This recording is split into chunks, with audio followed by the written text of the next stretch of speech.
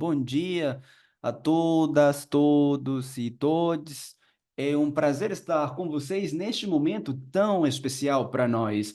Antes de começar, gostaria de dizer que a interpretação para o inglês e português simplesmente, simplesmente devem acionar o botão de tradução e desse jeito podem selecionar o idioma que seja mais confortável para vocês. Obrigada por estar conosco neste webinário que está na quarta semana da Justiça Fiscal dos princípios de direitos humanos na política fiscal.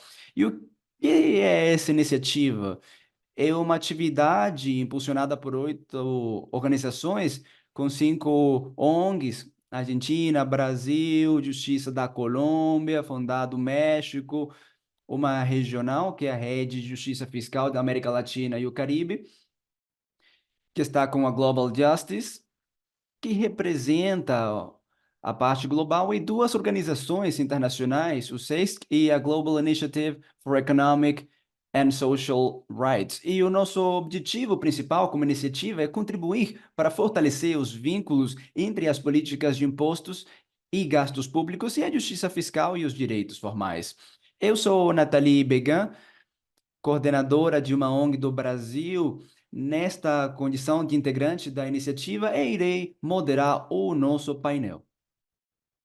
O nosso webinário, que tem pessoas muito interessantes, como o Dambê, tem como missão aprofundar em assuntos de justiça fiscal, cooperação regional, especialmente nos continentes latino-americanos e africanos. Então, a ideia é basicamente discutir um pouco o que podemos aprender os uns com os outros e como podemos trabalhar juntos em negociações internacionais, em assuntos fiscais, especialmente nas Nações Unidas e a OCDE. E essas perguntas fazem muito sentido porque recentemente o Sul Global teve o papel de destaque no assunto fiscal, graças à União Africana, ao debate sobre relações unidas, da NUNA, Nova Vida, possibilitando a instalação de uma cooperação tributária. E na América Latina, recentemente, criamos a plataforma intergovernamental de tributação e o debate sobre impostos também entrou.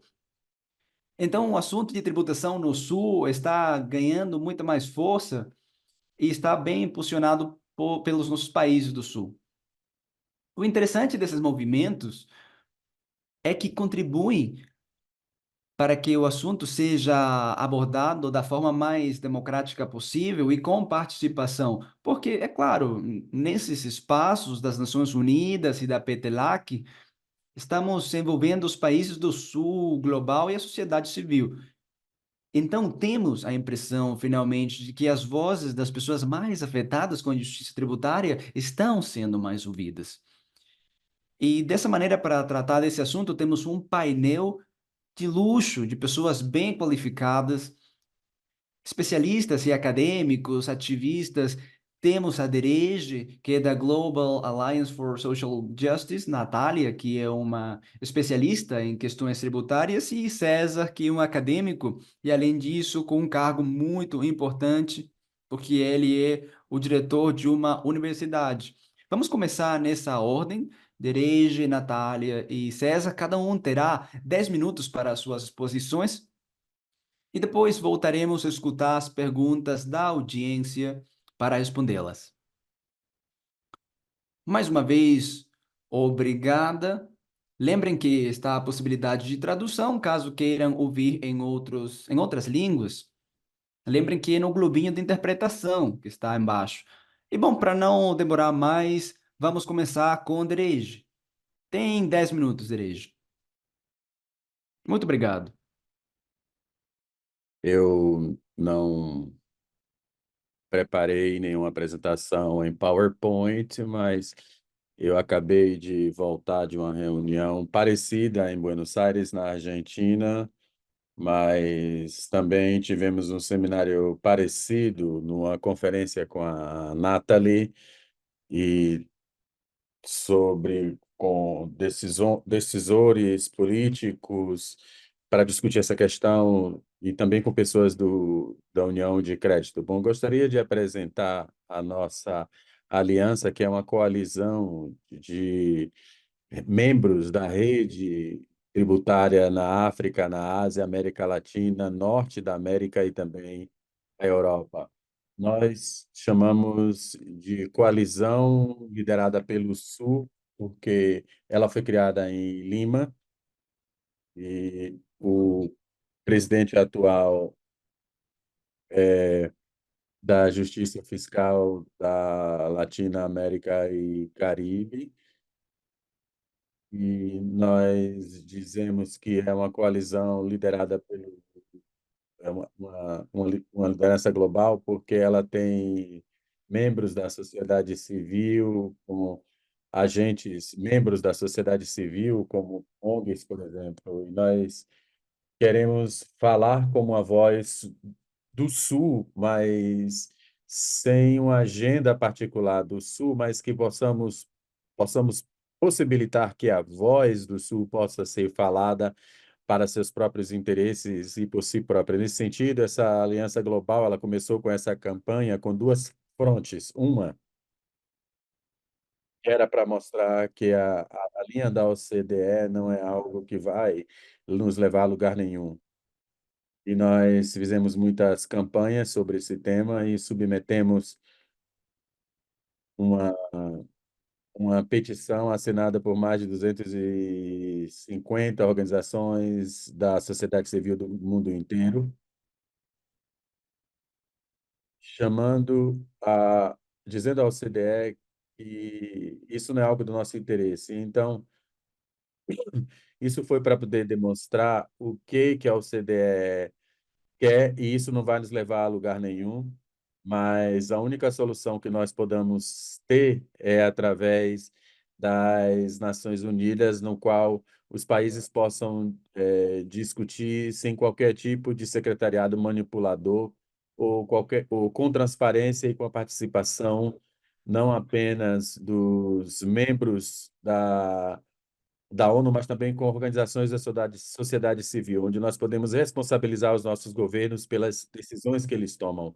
Então, é por isso que nós focamos em não continuar com o procedimento da OCDE, para demonstrar que as soluções elas são importantes. O pilar da OCDE não funciona para nós e não está completo e certamente não terá acordo. Se você analisar o conteúdo, ele considera não apenas, aliás, ele considera apenas cerca de 81 81 empresas globalmente, isso é um número muito pequeno. Em segundo lugar, ele planeja redistribuir apenas um lucro pequeno. Se você deixar mais de 99% das empresas fora do escopo, se você deixar mais de 90% das multinacionais fora do escopo, onde está a solução?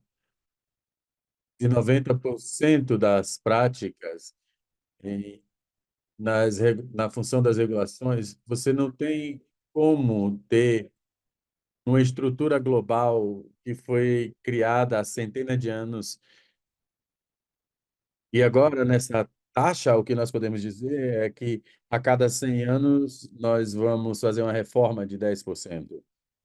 E talvez no final de 1000 anos nós chegamos a ter 100%. Então, isso é uma piada, obviamente. E é justamente isso que nós estamos tentando alcançar. E a segunda coisa é dizer à OCDE que isso não vai resolver os problemas e que o maior problema é evitar a intervenção da ONU nesse processo de busca de solução global, porque todos os membros poderosos da OCDE, quando eles vêm para a ONU, eles sempre dizem: deixem, porque a OCDE já está fazendo, já está cuidando. Então, isso demonstra que não se trata de resolver o problema, mas sim de evitar que as Nações Unidas faça o seu papel. Então, já fizemos muito em torno disso para poder expor a legitimidade e a falta de transparência do processo da OCDE, que é dominado por países ricos. A nossa segunda linha traz uma convenção da ONU sobre impostos para a discussão, para a pauta, para que os países possam atender, através de suas organizações intergovernamentais, e trazer as soluções para o problema. Isso é extremamente importante, porque nas Nações Unidas o processo é transparente, os países têm direitos iguais. Então, nós começamos esse processo submetendo um guia e um documento de discussão para a Convenção de Impostos da ONU. Tentamos fazer com que os países pudessem conversar e negociar e tornar a sociedade civil consciente dessas discussões, nessa Convenção da ONU sobre Impostos. Então, não é uma demanda da sociedade civil. Essa negociação, esse Conselho de Negociação da ONU foi um fórum criado pelo G7. Ele foi criado durante a Conferência para o Desenvolvimento da ONU, mas ele foi trazido à tona por países ricos da OCDE. Ele dizia que existia um parágrafo no documento final que fala justamente disso. Os americanos e os outros países membros da OCDE disseram que se esse parágrafo estiver no documento final, então nós não temos como negociar. Então, praticamente, eles forçaram os países do G7 para poder remover do documento final. Em- Então, os países do G7 disseram que, para poder ter um documento final, nós vamos tirar dessa resolução, mas não do abstrato final.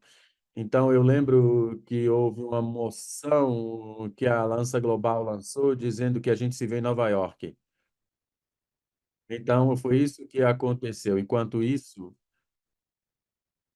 a OCDE não estava entregando. B, os países da África se sentiram frustrados porque todos os compromissos no SDG nos ODS sobre ter uma distribuição em nível global de forma justa, que não traga nenhum tipo de dano a nenhum país. E aí a OCDE propôs que, quando você faz essa avaliação de renda, ela demonstra que você vai taxar menos do que você taxa agora. Eu estou citando a autoridade fiscal, que é chefe da Nigéria, que disse numa reunião com a OCDE que, se nós aplicarmos o pilar número um, nós vamos acabar taxando as multinacionais menos do que nós taxamos agora. E por que que essa declaração é importante? Porque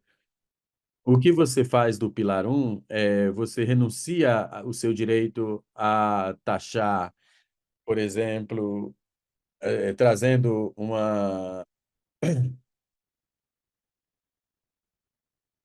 por exemplo, o imposto de serviço digital. Você tem que dizer, nós não vamos taxar para poder estar de acordo com o pilar 1, ou seja, você não taxa. E é exatamente isso que a OCDE quer, ou seja, ela não quer que você taxe, para que você não permitir que você taxe mais.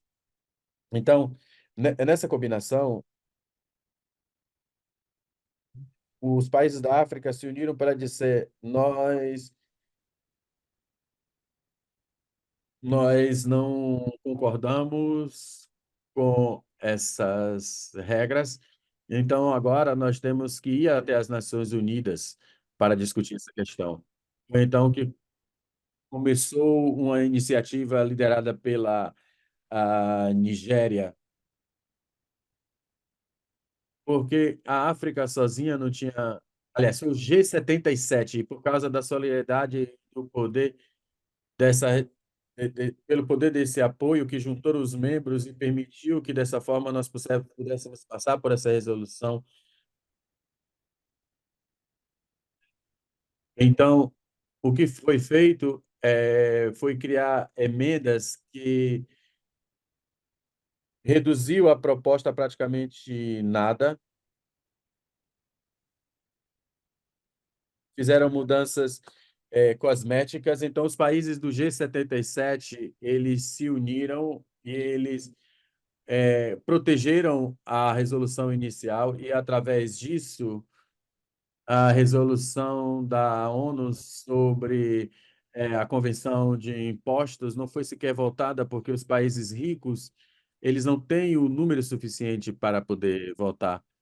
Então, foi aprovado, porém, isso não significa que eles desistiram da luta. Desde o processo começar, eles estavam tentando fazer duas coisas. Uma era ir contra o espírito e o conteúdo da resolução em si. Ao tentar trazer as coisas que foram rejeitadas na emenda, eles queriam trazer isso para a discussão. E no segundo, a segunda coisa que eles tentaram fazer foi dividir o G77 para que assim eles pudessem manter todas as práticas coloniais de divisão. Até agora, os países do G77 estão juntos e esse é o desafio mais importante. Isso impacta não somente o que nós fazemos nas nossas regiões, mas também traz a importância dessa união do G77. Os países estão unidos.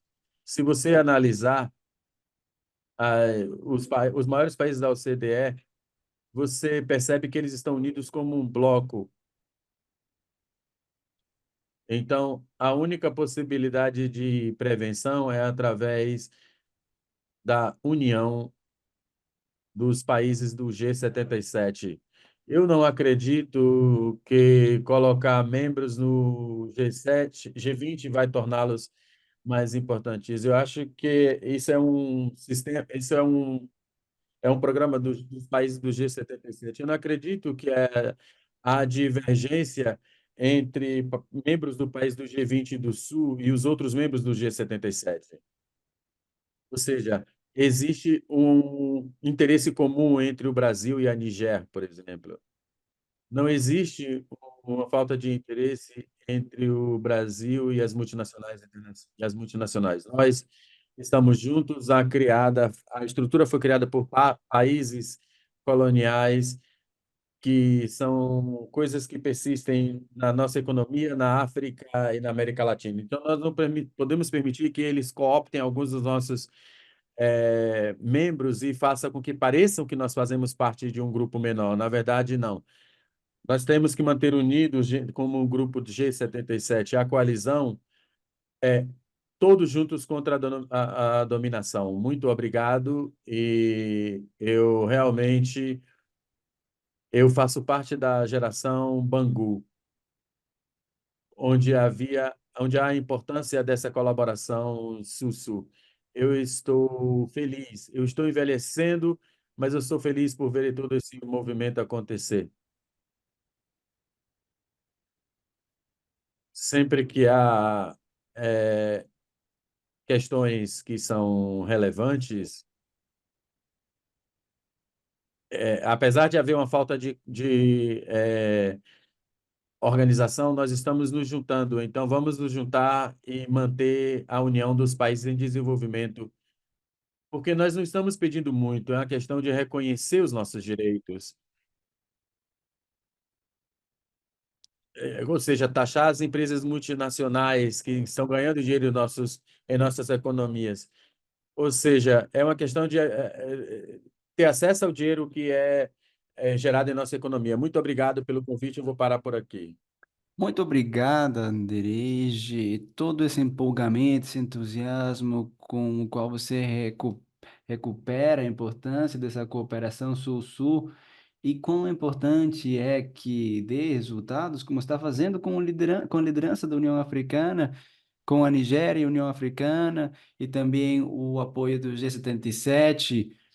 Ficamos bem animados. Agora temos aqui conosco, felizmente, Chennai Macumba, que é a principal liderança da África. E Chennai vai ter 10 minutos para falar um pouco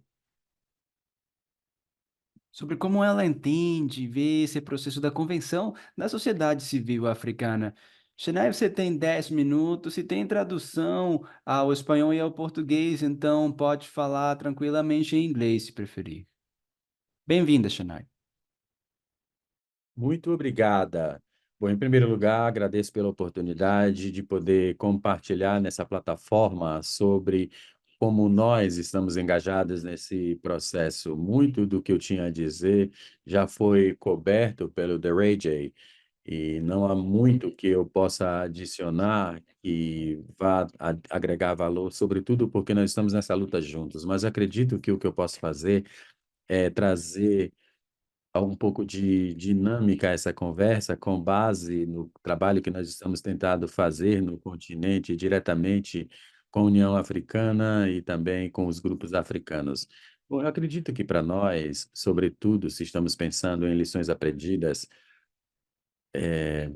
a maior força motriz para esse processo de convenção da ONU sobre impostos no continente, ele veio de um relatório de alto nível que o Degerey comentou, que foi lançado e subsequentemente publicado em 2015.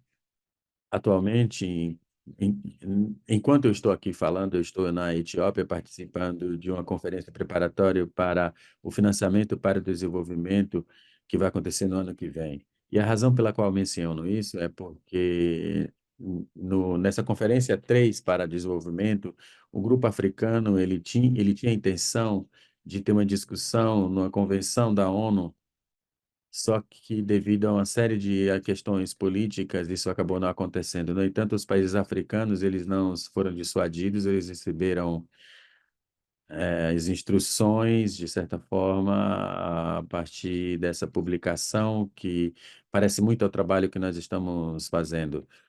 Então, se você fizesse um rastreio da conversa, você veria que, literalmente, de 2015 até 2022, quando nós adotamos a resolução, o grupo africano insistiu que isso se mantivesse como um tópico que seria continuado através da comunidade global e as Nações Unidas. Eu acredito que, para mim, quando eu penso nas lições aprendidas, eu acho que é importante que todas as regiões tenham uma única voz, digamos, por assim dizer, que seja a força motriz dessa agenda no nível global, quando se trata de como eles querem engajar na questão de impostos. E, para mim, é um relatório de alto nível que foi publicado em 2015. No ano que vem, vamos celebrar 10 anos da publicação desse relatório. E podemos fazer um rastreio do progresso. E é claro que uma das coisas que vamos celebrar será exatamente esse lançamento dessa convenção, desse processo da ONU sobre a convenção de impostos. Eu acredito que, sobretudo para os países africanos, esse é um processo muito importante por uma série de razões. Como o Degered mencionou, houve exclusão em termos de participação no sistema de regra global, e isso tem impacto direto não apenas no nosso atingimento dos objetivos de desenvolvimento, mas também na nossa própria agenda, que é o documento que nós usamos para determinar como nós estamos alcançando o nosso objetivo de desenvolvimento. Então, para nós, ou seja, isso é uma questão muito pessoal nesse sentido, porque a, a agenda, esse documento, ele mostra que para nós, que possamos alcançar os nossos objetivos, é necessário que haja uma mobilização de recursos internos. Porém, se nós tivermos um sistema de impostos global que mina a nossa capacidade de fazer isso e mina a nossa própria agenda que criamos para nós como continente. E eu acredito que, muito além disso, a nossa incapacidade de participar do processo de criação de regras global significa que o resultado ele é enviesado em favor dos países ricos que têm um lugar à mesa. E uma das intervenções que eu fiz aqui no FFD, na Conferência 4, é o fato de que nós precisamos revisar as regras de impostos globais, porque, no momento, elas são mais inclinadas em favor aos países ricos. Nós temos que corrigir isso. E é importante, esse é um ponto importante, porque não se trata de que os países do globo, do sul global, países da África, não sabem disso.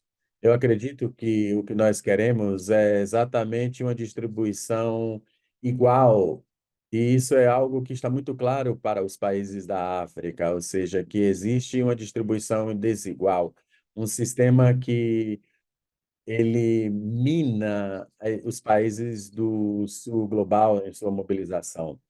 E é isso que nós queremos, ou seja, um campo de ação igual. Mas eu acredito que isso é muito importante, porque quando nós falamos sobre distribuição igual de impostos, isso não é algo que vai afetar apenas os países do sul global.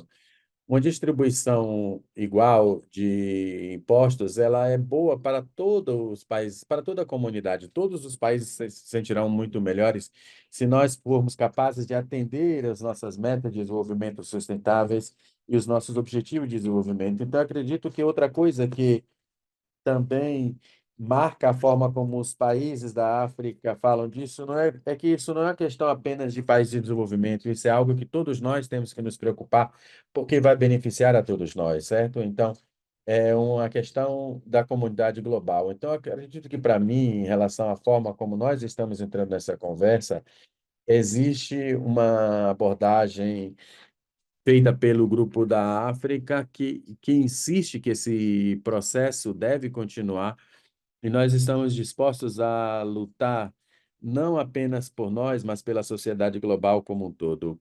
Para concluir, o que eu gostaria de mencionar também é que o que essa discussão sobre a Convenção da ONU para impostos também fala para mim é uma mudança em toda a conversa na arquitetura dos impostos, da Convenção de Impostos Global. É porque eu falo disso porque você vê também uma natureza muito inclinada de acordos internacionais, não apenas em termos de impostos, mas também investimentos, dívida e também até com assistência de desenvolvimento a outros países. Então, se nós, como países do Sul Global, formos capazes de realmente trazer uma solução multilateral que permita a participação igual de todos os países, eu acho que, para mim, esse seria o começo de uma reforma de toda uma arquitetura financeira internacional que tenha direitos e benefícios iguais para todos os países. Então, eu digo isso para indicar que essa luta é a mais do que apenas por é por uma democratização da economia global, que, como eu disse, realmente está aqui para beneficiar a todos. Então, eu vou concluir por aí e, mais uma vez, agradecer pela oportunidade de poder falar com vocês hoje. Muito obrigada. Muito obrigada, Chennai, por respeitar o tempo, mas também por uma análise tão clara e justa do que o processo da criação da cooperação das Nações Unidas representa. É um prazer para nós tê-la aqui e, como você disse, uma distribuição equitativa dos direitos tributários é bom para todo mundo, não apenas para as pessoas do Sul, porque parece que quando nos organizamos do Sul para pressionar os do Norte, parece que queremos simplesmente justiça para nós, mas não, queremos justiça para todos. E nesse sentido, é importante que escutemos agora a Natália Quinones, que é uma especialista internacional em matéria tributária, mas que teve um papel muito importante, muito central na criação do que se chama PTLAC, que é a plataforma latino-americana sobre tributação e que representa também não apenas na África, mas é um esforço aqui na América Latina de reunião dos países da região no assunto tributário. Uma coisa muito nova, e devo dizer que é uma iniciativa que partiu da Colômbia, e Natália participou nela, além do mérito que tem o esforço conjunto de governo, se fizeram também mecanismos de participação social que são totalmente inéditos. Especialmente no quesito tributário, né? Então, como eu disse, Chennai, nós queremos mais democracia. Democracia quer dizer mais vozes para as pessoas do Sul, mas também para as pessoas que são as mais afetadas por essa injustiça tributária. Então, Natália tem 10 minutos para falar a respeito. Obrigada. Muito obrigada, Nathalie. É um prazer para mim estar aqui e ver de novo o Xenai Dereje, porque justamente o que você menciona, Nathalie, sobre o esforço nascente da América Latina de colaborar, isso tem muito de aprender, ou muito para aprender, do que está acontecendo na África. Gostaria de compartilhar brevemente uns slides sobre a importância desse movimento na África. Eu estive no ano passado, em novembro, na Conferência Pan-Africana dos Grupos de Substâncias Ilícitas e impactou muito ver muito como os africanos compartilham uma identidade africana, quase por em cima das suas identidades nacionais, seja nigerianos, da Etiópia, e sentir que esse movimento pan-africanista foi realmente central, focal para conseguir essas conquistas importantes que a África vem tendo, a União Africana e, em geral, o Sul global em tudo que está acontecendo na ONU. Nessa intervenção, eu gostaria de falar um pouco sobre como podemos avançar nós também em direção a essa identidade comum, porque realmente sentimos que há uma ausência de um movimento pan-latino-americano e pan-sul-americano, sul-americano. Porque parece que temos muitas coisas em comum. Temos uma riqueza enorme nos países da Latinoamérica, tanto em biodiversidade, minerais, todos compartilhamos um passado colonial que é complexo. Na maioria dos países temos uma língua comum no Brasil, apesar de que tem o português, conseguimos nos entender em portunhol, todos compartilhamos uma dívida externa que é excessiva e que até agora não conseguimos controlar através deste sistema de capitalismo agressivo que adotamos como modelo global econômico. Além disso, temos um risco muito alto de sofrer as consequências da mudança climática, apesar de que não fomos nós quem contribuiu realmente a esse aquecimento global. Pelo contrário, os países ajudaram e continuam ajudando a manter uma biodiversidade, umas bacias hídricas o fortes suficientes para poder contrarrestar esse aquecimento global.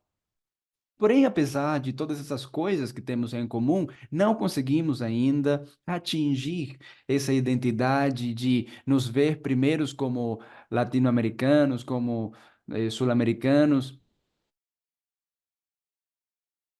além das identidades nacionais que temos na nossa região e que fazem que seja um pouco mais difícil atingir todas essas conquistas que já foram atingidas na África.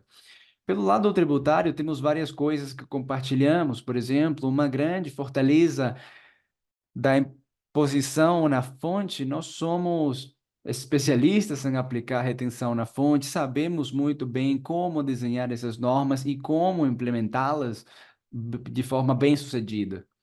E por isso temos uma dificuldade muito grande no momento de taxar rendas móveis que não têm uma presença física nos nossos territórios. Com essa situação comum, pensaríamos que todos os países latino-americanos, igual que os africanos, poderíamos nos unir para encontrar soluções que fortaleçam a imposição dos tributos na fonte das rendas fixas e procuremos soluções comuns para poder taxar esse tipo de rendas móveis, não? Como aquelas que temos em alguns países, tanto na África quanto na América Latina. Todos os nossos países também compartilham uma tendência a adotar benefícios tributários para trazer investimento estrangeiro e não nós queremos aumentar o número de empregos e a infraestrutura que esses contribuintes trazem aos nossos países, especialmente os maiores contribuintes que são empresas estrangeiras. Então queremos ter um pouco dessa arrecadação. E por isso parece que acabamos competindo uns com os outros e fazemos sacrifícios fiscais muito altos que acabam numa carga tributária excessiva sobre os assalariados. Como queremos atrair essas grandes empresas, precisamos ter uma base fixa de arrecadação, e parece que o mais simples é, é taxar os trabalhadores. Por isso temos essa forte desigualdade no tributário, porque as rendas passivas, que são aquelas que obtêm as pessoas que mais riqueza têm, eles se beneficiam de uma menor taxa, e aquelas grandes multinacionais têm uns benefícios que são mais caros para o Estado daqueles que poderia desfrutar a classe média. Por isso, pareceria que todos deveríamos compartilhar a necessidade de buscar outras soluções para poder taxar as classes altas, e nesse sentido, o Brasil teve uma grande liderança no G20, procurando um imposto ou várias medidas tributárias que taxem os indivíduos de altos patrimônios. Isso deveria ser uma coisa que, como América Latina, todos apoiemos, porque até os nossos indivíduos de altos patrimônios mudaram a residência fiscal para fugir dessas medidas tributárias. Então, deve haver algum tipo de medida que neutralize a mobilidade desse segmento da população.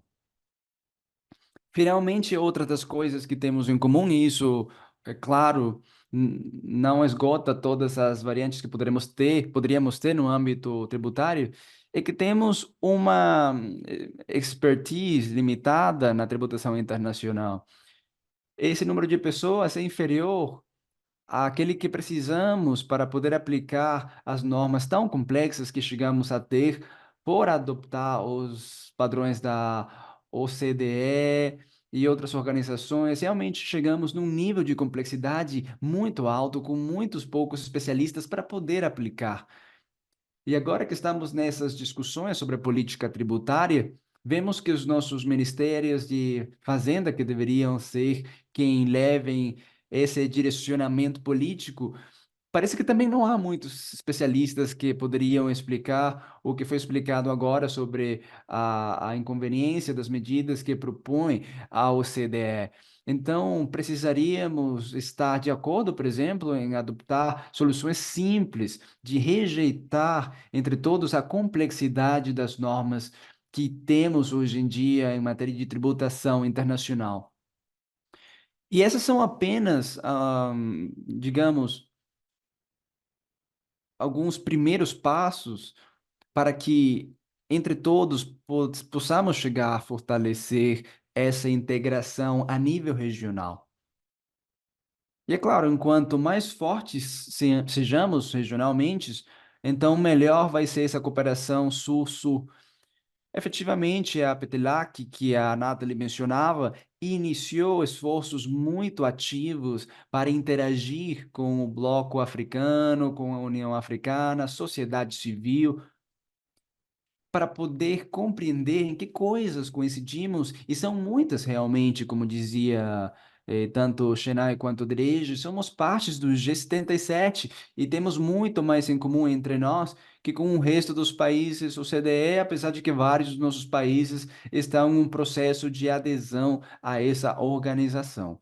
E aqui gostaria de salientar o papel da sociedade civil e gostaria de parabenizá-los por realizar este evento, porque realmente é a sociedade civil aquela que agrupa e cria esta abertura nos governos para poder identificar posições comuns. O que está acontecendo neste momento na África, que é que sempre chegam na ONU com uma disciplina absoluta de resgatar sempre a posição africana antes das posições nacionais não são excludentes. Podemos todos ter diferenças e, efetivamente, defender as posições que já desenvolvemos a nível nacional. Mas os países africanos, quando falam na ONU, eles primeiro reiteram aquela posição africana e, posteriormente, adicionam um complemento com a posição nacional. O sonho é que nós, na América Latina, possamos fazer isso também em algum ponto.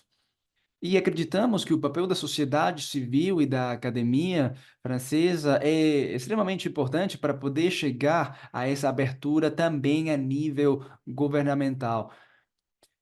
Na Petelac trabalhamos em várias soluções excelentes nos nossos grupos de trabalho técnico, tanto em tributação dos indivíduos, Como poderíamos conseguir esse registro único mundial de beneficiários finais sobre todo tipo de ativos, não apenas os financeiros, mas também a propriedade raiz, iates, aviões, etc., bens de luxo? Como poderíamos criar impostos a nível global que contrarrestem um pouco essa alta mobilidade das rendas empresariais por serviços e das altas classes sociais? Ou seja, devemos ver essa quantidade de desenvolvimento a nível ambiental que poderiam ter também uma grande tração como possíveis protocolos nesse processo ONU ou até nas discussões que temos, mas precisamos de maior identificação dos nossos países com a possibilidade ou o potencial que trazem essas condições com as que vimos trabalhando a nível técnico no interior da PETLAC. Temos também uma questão grande que é o Caribe. A PETLAC foi inaugurada como uma plataforma latino-americana inclusiva, sobretudo pensando que GRULAC, que é o grupo da América Latina e o Caribe, inclui todos. Então, gostaríamos de ter posições comuns também a nível GRULAC. Porém, no Caribe, há alguns idiomas diferentes, interesses diferentes, com a economia que se desenvolveu, com o histórico do colonialismo nas ilhas caribenhas, e todas essas coisas devem ser refletidas através da sociedade civil, mas também através da academia. Como podemos usar todos esses legados históricos coloniais para poder nos unir em soluções que realmente deem uma justiça fiscal melhor para toda a região e para o mundo todo, né? Ouvindo o que falavam Derejo e Xinai, talvez seria importante pensar numa conquista grande como o painel que eles tiveram em 2015, liderado por Beck na África do Sul. Será que poderíamos pensar em uma coisa semelhante para a América Latina, onde líderes políticos que pudessem comissionar para liderar esse tipo de iniciativas e dessa maneira nos agrupar ao redor disso para poder também fortalecer esse regionalismo e essa cooperação sul-sul? E bom, são perguntas para iniciar esse tipo de discussão com o público. Agradeço muito pela paciência com a minha apresentação.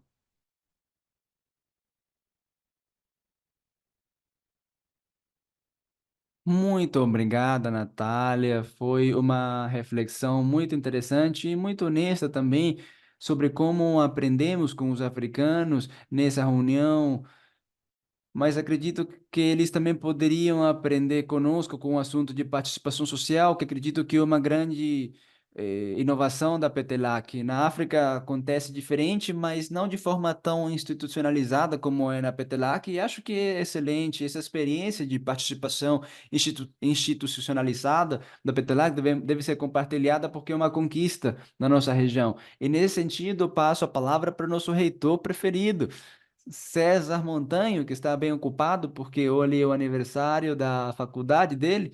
Então, agradecemos a disposição e que ele vem com um olhar acadêmico sobre esse processo de cooperação Sul-Sul e com muitos aprendizados entre os blocos do Sul. Obrigada, César. Obrigado. Nathalie, não sei se consegue me ouvir. Perfeito. É um prazer encontrar vocês aqui para compartilhar com as pessoas assuntos de absoluta urgência e que nos devem conectar para poder trabalhar de forma conjunta. Obrigado, Natália, e todos vocês também por estarem aqui, pelo convite. E bom, não é por acaso que neste momento eu sou reitor de uma universidade regional, que é a Universidade Andina Simão Bolívar, na sede de Equador, que é a Universidade da Integração Andina. Temos 32 anos, que justificam a comemoração desses dias e de hoje e amanhã, especialmente, trabalhando exclusivamente no pós-grado. E sempre foi uma necessidade para nós pensar no projeto integracionista que temos pendente ainda na América Latina e concretamente na região andina. e também esteve presente na oferta, na proposta acadêmica e nesses projetos que nos vinculam cada vez mais com a sociedade. A ideia de trabalhar no âmbito fiscal, no âmbito tributário, através de uma disciplina que toma cada vez mais em conta os direitos das pessoas, os direitos humanos, particularmente os direitos dos contribuintes, que nos ajudam a pensar em soluções que permitam fechar as brechas de evasão tributária que são muito graves a nível internacional. Isso tem muito a ver também com cada escritório fiscal e sua legislação, porque cada dólar, cada recurso que deixamos de arrecadar, rendas de receitas, de atividades que devem ser tributadas, como deve ser segundo a capacidade econômica, isso impacta em um dólar, um recurso menos para a política social. Então, a primeira ideia que eu dou aqui é que todos esses assuntos que estamos conversando são absolutamente necessários e requerem um olhar integral, global. Ver o assunto receita, política, regulamentação, cobrança de imposto e o uso dos recursos que gera essa aplicação de um regime tributário em X ou Y país. Um segundo assunto que eu gostaria de compartilhar com vocês. Esta é uma tarefa que eu parabenizo e digo que leve em consideração como parte deste trabalho que parece tão necessário para nos levar a falar na mesma língua perante problemas e desafios comuns. Hoje, mais do que nunca, há grandes problemas como migração, corrupção, mudança climática, tudo que tem a ver com a destruição da natureza, o problema dos paraísos fiscais, a evasão tributária internacional, a narcocriminalidade, todos esses problemas não são problemas que podem ser enfrentados por um governo em particular. Os estados foram superados na capacidade de resposta. Temos que pensar agora a nível internacional para poder enfrentar esse problema. Mas temos alguns problemas como que alguns governantes não estão nessa mesma linha, eles já têm uma visão diferente dos problemas, e isso resta também a possibilidade de ser parte de uma agenda muito mais abrangente que implique vias de cooperação internacional, porque já há países que têm experiência nesse tipo de assuntos, mas também falta esse complemento que possa ser ativado através dessa plataforma, procurando caminhos que permitam eh, ampliá-la até Centro-América, inclusive. A academia poderia colaborar nesse sentido e nós sentimos esse compromisso, por isso agradeço também pelo convite para participar aqui. Devemos fazer um encontro, se for possível, aqui no Quito, tem à disposição aqui as instalações para poder trabalhar e continuar pensando em soluções comuns. Em terceiro lugar, dizer que na América Latina, infelizmente, contamos com quase uma dezena de processos de integração que estão indo simultaneamente. Ao mesmo tempo, isso faz que cada país trabalhem com diferentes regras e às vezes nem com objetivos semelhantes compartilhados. Isso quer dizer que em matéria de integração na América Latina, temos casos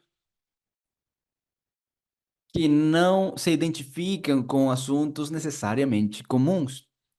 Dinâmicas, ferramentas, mecanismos, institucionalidade, as normativas não são as mesmas. Então, parece que os serviços exteriores desses países se desgastam tanto, jogando em tantos frentes diferentes, quando deveríamos impulsionar desde a sociedade civil, as universidades, essa aproximação necessária. Temos tanto em comum, tantos problemas semelhantes.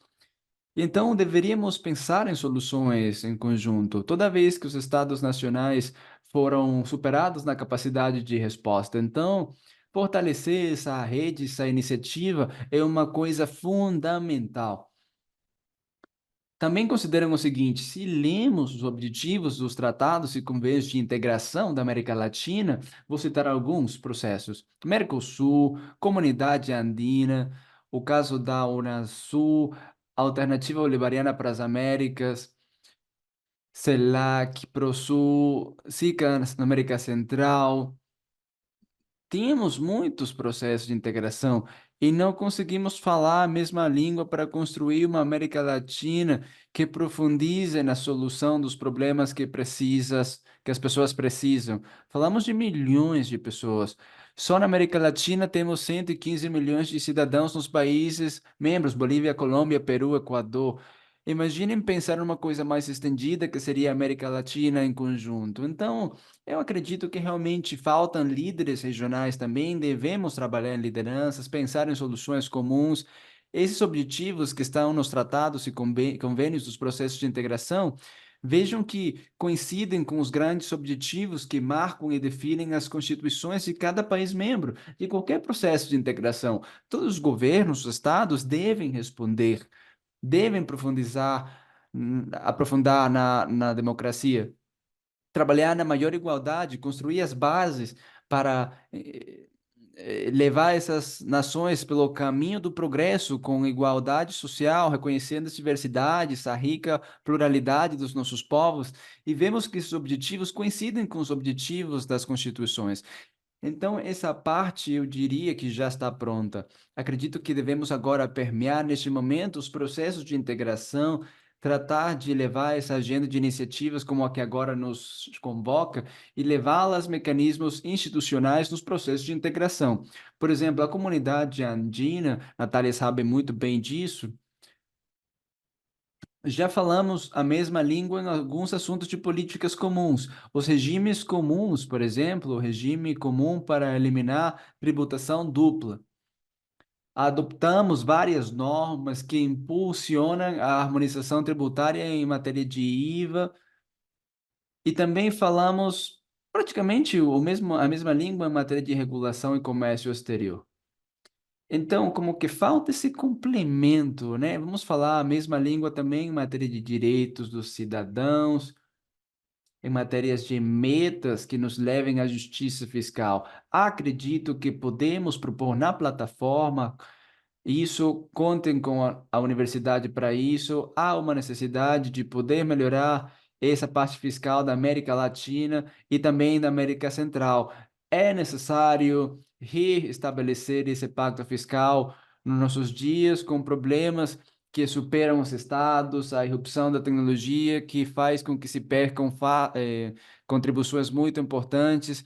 E às vezes é difícil controlar as grandes riquezas, entre outras coisas. Dessa forma, acredito que trabalhar num novo pacto fiscal latino-americano, podemos ter um melhor impacto na sociedade civil e, é claro, a academia deve acompanhar essas iniciativas que são mais do que necessárias nos nossos dias. E para concluir, e para ser respeitoso com o tempo que foi concedido, acredito que é absolutamente importante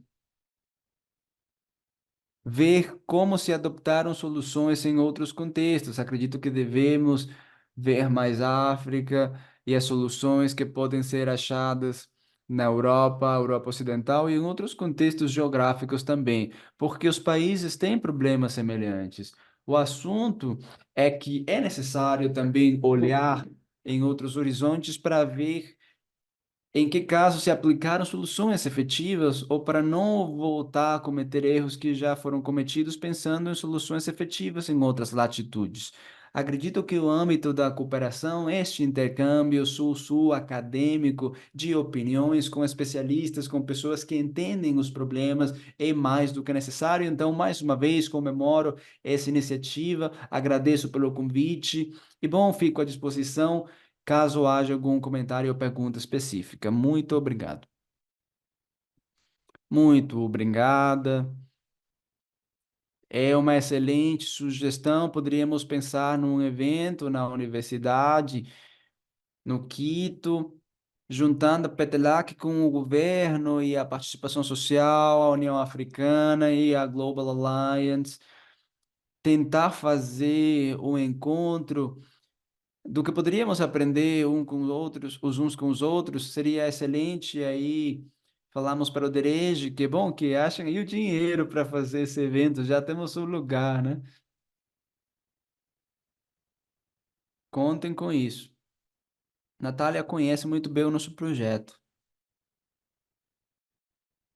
Bom, temos algumas perguntas, mas uma sintetiza muito bem todas. Vou fazer para todos os painelistas e, ao mesmo tempo que respondam, por favor, façam suas palavras de conclusão, porque já estamos um pouco fora do tempo. Mas antes de fazer a pergunta, gostaria de reforçar que fizemos um percorrido muito interessante. Primeiro, Dereje deixou bem claro que houve uma mudança nas relações de poder. Tudo sobre a tributação estava com uma olhar em relações de poder no norte que não entregaram o que se esperava, e isso fez que o sul, especialmente os africanos, tivessem uma agenda diferente e se fossem da OCDE para as Nações Unidas, que um espaço mais inclusivo onde as regras fiscais devem ser discutidas. Chennai complementou esse olhar de Dereje, dizendo que sente, da forma que está sendo desenhada nas Nações Unidas, que estaríamos começando um novo momento de temas tributários em relações de poder mais equilibradas e mais incluentes, mais inclusivas. Estamos num momento chave. Natália nos disse que, de certa forma, a região latino-americana aprendeu com a experiência africana, mas que ainda temos um caminho a percorrer, porque precisamos estar muito mais unidos como região. Infelizmente, ainda não temos essa disciplina, né, que tem os africanos, apesar das enormes diferenças que existem entre os mais de 50 países do continente africano. E César trouxe um assunto importante, que é: para que queremos regras fiscais próprias? Precisamos regras que sejam mais globais, porque queremos progredir. Então, direitos humanos e cooperação sul-sul são problemas que saíram dessa conversa. E a pergunta justamente que faz Maria Emília sobre a iniciativa de políticas fiscais de direitos humanos é que, para cada um de vocês, qual seria um ou dois assuntos para um songbook comum das regiões com as negociações atuais para uma convenção fiscal da ONU? Um ou dois assuntos. Aí cada um tem um minutinho para responder e fechar. Começamos a mesma ordem: Dereje, Chennai, Natália e César. Dereje, tem a palavra. Bem, muito obrigado. Eu acho que eu já participei de várias reuniões na ONU e as posições e os alinhamentos praticamente são iguais. O que nós, para mim, o mais importante são duas coisas. Primeiro, o, o argumento de que a ONU não deve duplicar o CDE. Não há duplicação. As regras internacionais de impostos foram formuladas há mais de 100 anos e elas ainda estão em prática. A Liga das Nações fez isso, a OCDE não reformou, isso é coisa que precisa ser feita pelos países. Se trata de fazer com que as multinacionais paguem um imposto no país onde elas ganhem lucro. Trata-se de dar o direito legítimo aos países fonte de taxar o lucro das multinacionais gerado essa economia. Isso não existe até hoje, então não existiria uma duplicação. A segunda coisa,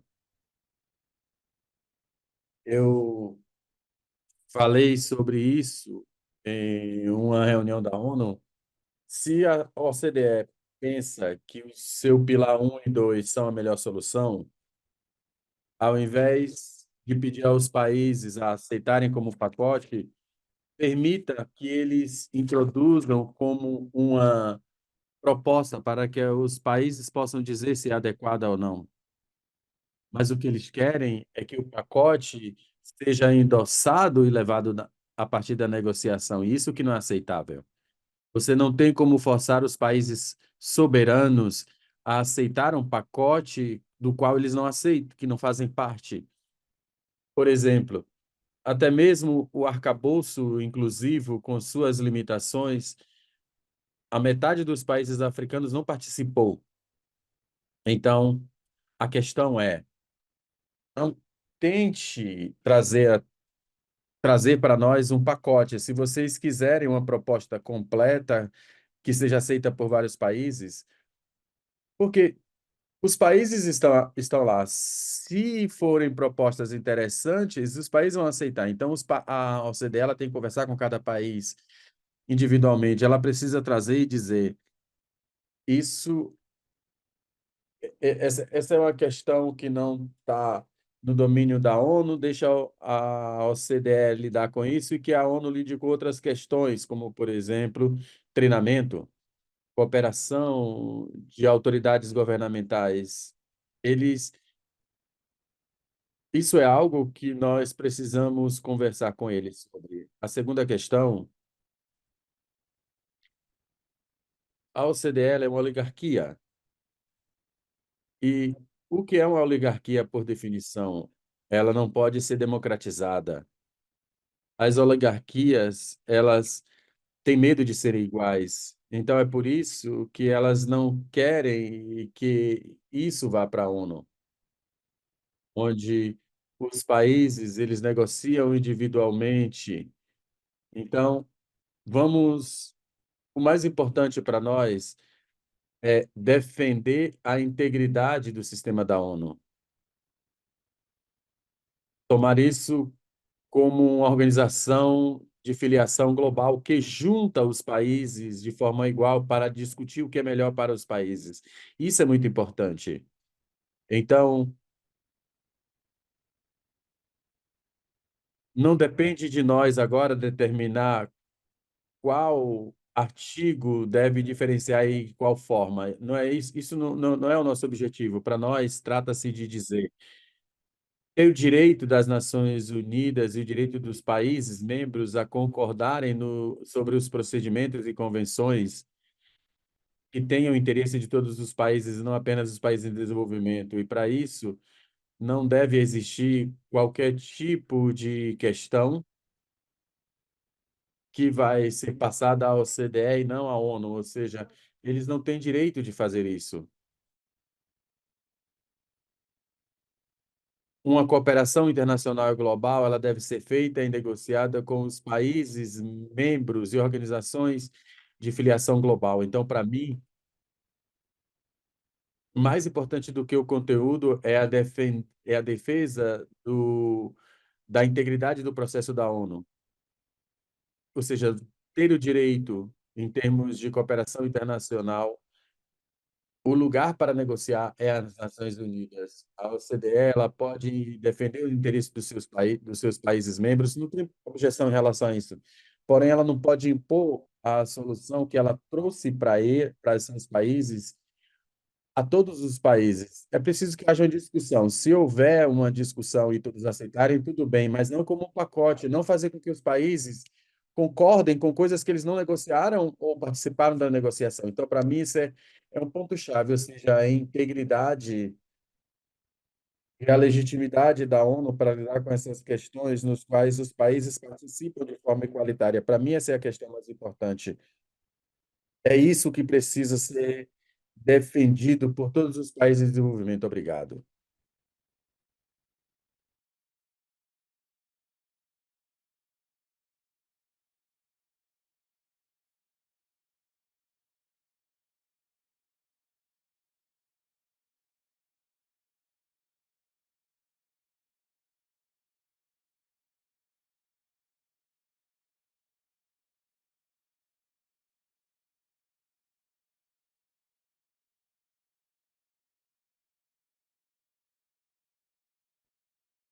Obrigada, Nathalie. Eu concordo com o Derege. Temos que ser capazes de poder continuar à frente com esses assuntos de tributação internacionais sem exclusão, sem nenhum tipo de negligenciação, acredito que deve ser o assunto principal na nossa agenda comum.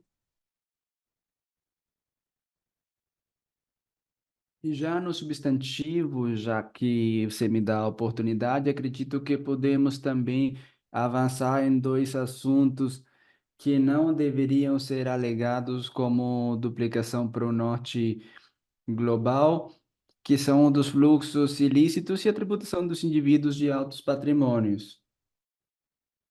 Realmente nenhum desses dois assuntos foi discutido nunca pela ONU e, portanto, estamos livres de qualquer argumentação de duplicação sobre isso, sobre esses dois assuntos. São assuntos urgentes, principalmente aquele de fluxos financeiros ilícitos.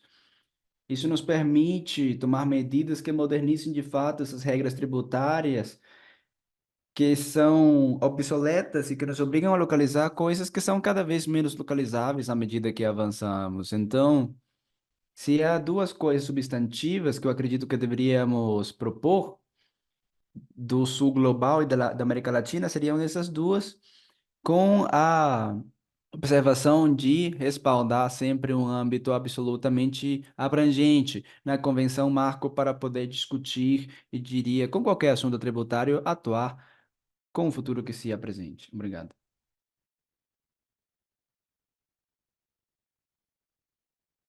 Obrigada, Natália, de verdade, esse assunto dos fluxos ilícitos e dos impostos às altas riquezas e os bilionários, ou os muito ricos, são assuntos que são centrais para a nossa região.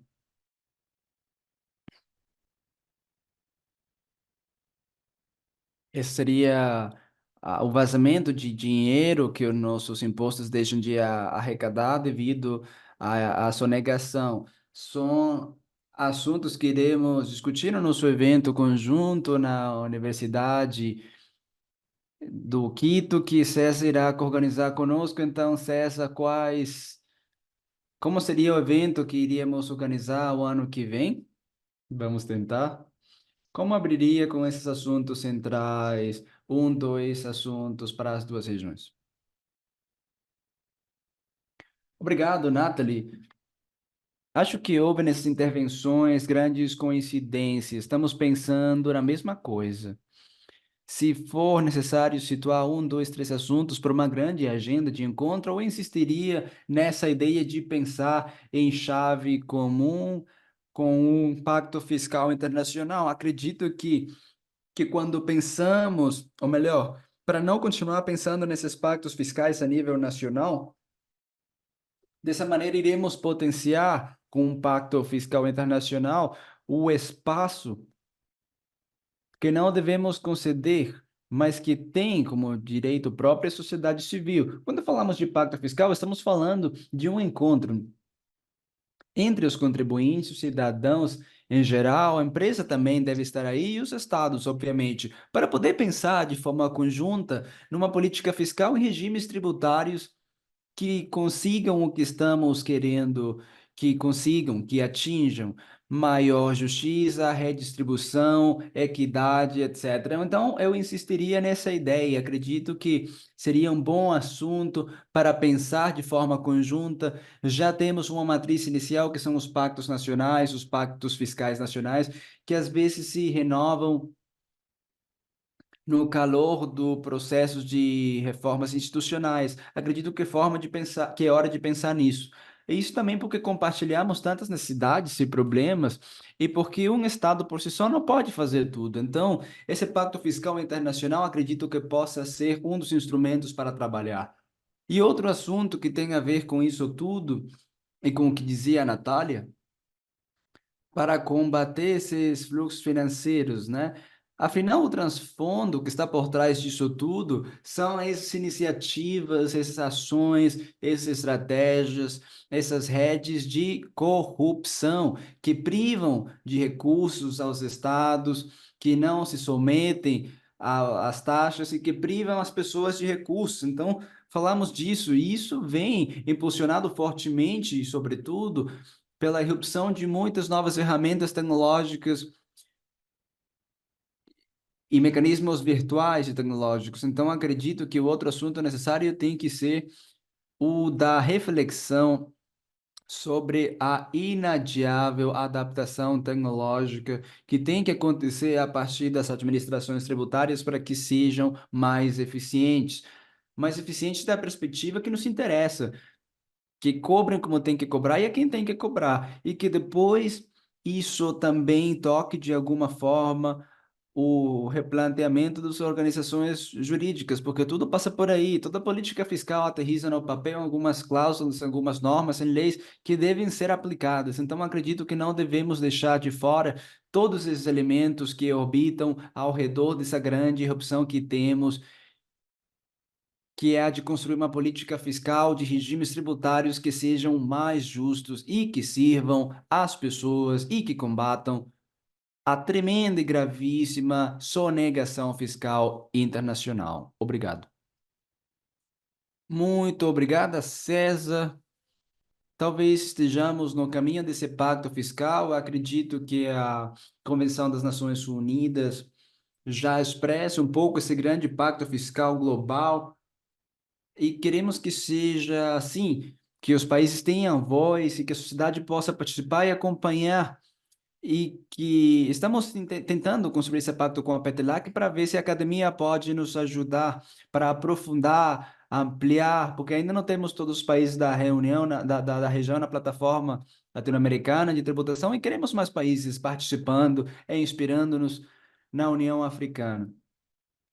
Bom, com isso terminamos. Muito obrigada a todos, todas por estarem aqui. Se quiserem conhecer mais sobre a iniciativa de princípios e direitos humanos na tributação fiscal, visitem o nosso site, muito simples fazê-lo.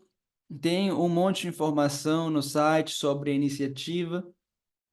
E aqui terminamos mais uma vez. Muito obrigada, Dirige, Natália, César, Chennai. Infelizmente teve de sair porque está participando de um evento na Etiópia sobre financiamento do desenvolvimento e não podia ficar mais. Obrigada, César, também, que sei que está com muitas atividades devido ao aniversário da universidade. Obrigada, Natália, Dirige, que nos fala de Paris e esperemos que a convenção da ONU seja o nosso próximo grande pacto fiscal em matéria de tributação. Muito obrigada, boa tarde e até logo. Tchau.